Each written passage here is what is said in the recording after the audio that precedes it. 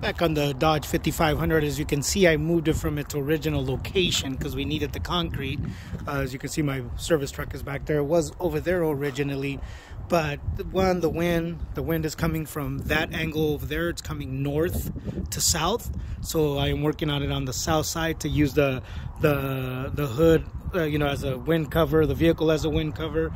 Nonetheless, needed to get it also to concrete to make it easier because they have concrete.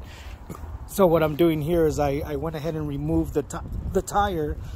Don't forget, put your safety. I got my jack stand, and I even left the jack on it just in case the jack stand fails, even though I know it'll be fine. Just want to be sure, you know. But I went ahead and removed the tire because, as you can see, the VGT actuator is right there.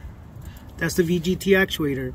Obviously, once I get this inner fender cover off, then I'll be able to also, you know, access it a little bit better.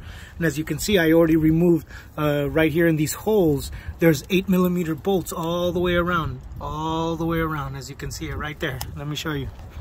All the way around, there's 8mm bolts that go up in here, right there, and all the way around. See right there?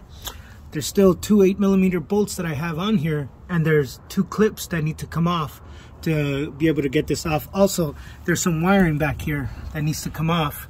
You know, just a thin needle nose. Just stick it in there, pry it out, and you'll be able to get that. All right, let me show you real quick. So on this right here, what you want to do, you know what? Let me go ahead and set myself up. I'm holding it with one hand and trying to do it with the other, and it's just not going to work. I'll be right back with you guys, and I'll show you what's going on.